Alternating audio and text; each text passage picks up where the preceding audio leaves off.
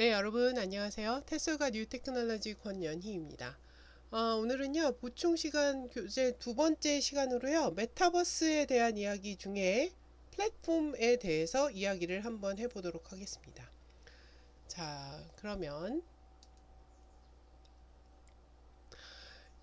과연 플랫폼이라는 것은 무엇을 정의를 하는 것일까요? 아마 여러분들이 플랫폼 생각하시면 1번 사전적인 뜻으로 오른쪽 하단에 있는 이런 이미지를 떠올리실 거예요. 이렇게 기차가 왔다 갔다 하고, 그 다음에 사람들이 왔다 갔다 하는 이런 승강장을 플랫폼이라고 칭하잖아요. 그런데 정보통신 그 분야의 정의에 따르면요. 네이버 사전을 찾아봤더니 컴퓨터 시스템의 기반이 되는 소프트웨어가 구동 가능한 하드웨어 구조 또는 소프트웨어 프레임워크의 하나로서 구조, 운영체제, 프로그래밍, 언어 따위를 포함한다 라고 첫 번째 정의가 되어 있었고요. 두 번째 정의에는요.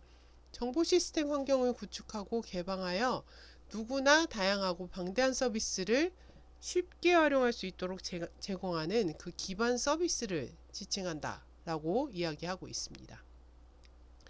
아마 여러분들이 미디어에서 이 플랫폼과 같이 활용되는 그런 하나의 청크로서 이 플랫폼 기업이라는 용어를 많이 들어보셨을 거예요. 이 플랫폼 기업이라는 것을 지칭하는 플랫폼이 이 플랫폼인데요. 플랫폼이라는 것은 그러니까 간단하게 이야기를 하면 컴퓨터 프로그램, 웹사이트, 모바일 애플리케이션 이런 것들을 이야기를 합니다. 자, 그래서 우리들이 알고 있는 구글, 페이스북, 애플, 아마존 이런 것들이 이런 플랫폼 기업이죠. 자, 그러면 이번에는 메타버스 플랫폼으로 한번 넘어가 볼게요. 이제 메타버스 플랫폼의 형태를 가지고 있는 것들은 아마 영어 교육 연구 분야에서 이런 제페토, 로블록스, 잽, 마인크래프트, 이플랜드 이런 것들이 많이 연구가 되고 있는 것으로 보입니다. 자, 그러면 여러분 이 플랫폼이라는 것은 언제부터 시작이 된 것일까요? 자, 오늘은 그것에 대해서 좀 깊이 한번 이야기를 해볼게요. 플랫폼 메타버스 플랫폼은요, 세컨 라이프라는 이 소프트웨어에서부터 시작을 했습니다. 들어보셨죠? 최근에.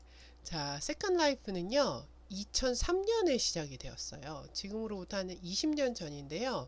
가상현실 게임 모습을 띠고 있습니다.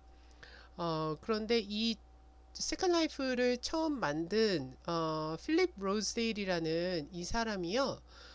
바로 지난 시간에 말씀드렸던 소설 스노우 크래시에서 영감을 얻어서 설계했고요. 그리고 게임 형식의 메타버스 플랫폼으로 이 세컨 라이프를 구현을 한 것으로 메타버스 플랫폼은 시작을 하게 되었습니다.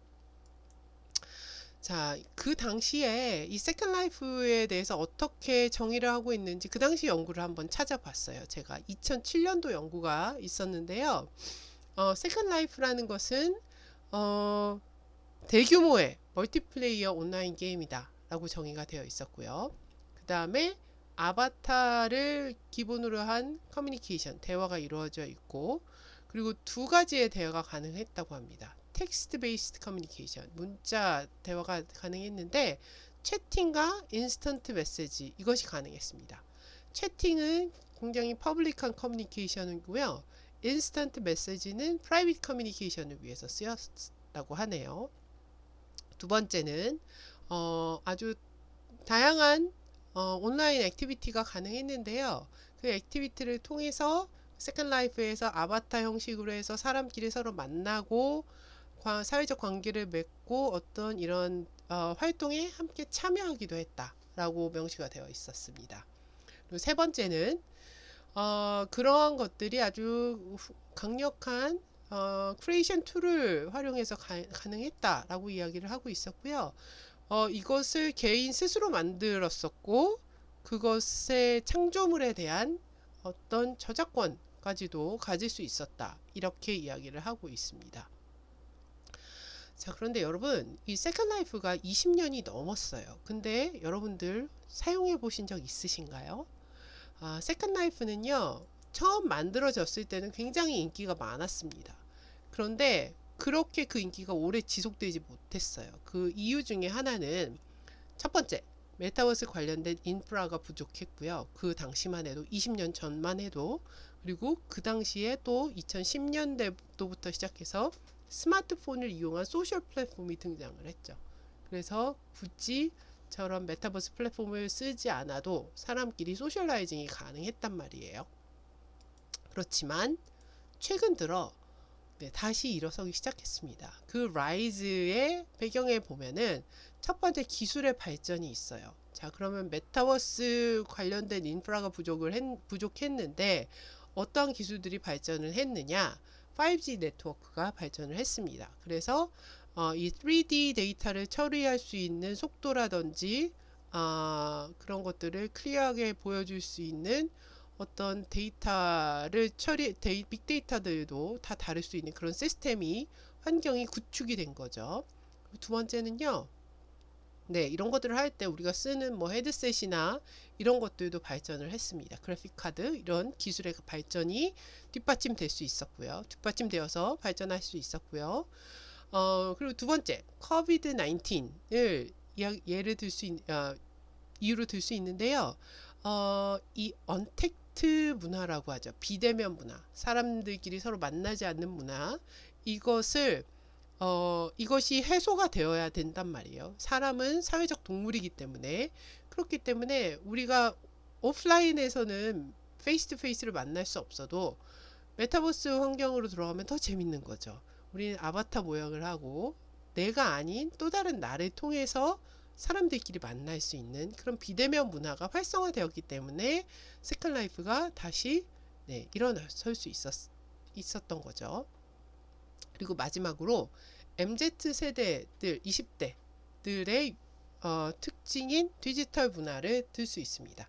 그래서 우리는 이런 아바타를 통한 어떤 대화라든지 이런 것들이 익숙치 않지만 MZ 세대들은 뭔가를 나지만 또 다른 나를 통해서 다른 사람들과 소통하고 이런 것에 대해서 조금 더 생각이 열려 있는 거죠.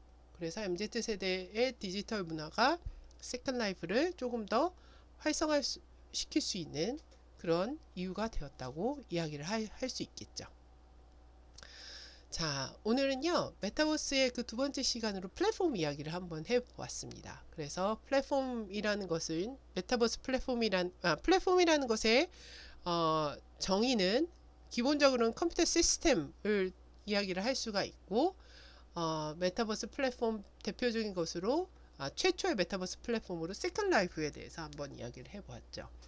자, 세컨 라이프는 처음에는 인기가 많았지만 기술의 발전, 인기가 많았지만 그 인기가 지속되지 못했고, 그렇지만 최근에 기술의 발전, 코비드 19, MZ 세대 이러한 세 가지 요건에 의해서 다시 주목받는 메타버스 플랫폼이 되었다라고 이야기하는 것까지 오늘의 보충 자료 마치도록 하겠습니다. 수고하셨습니다.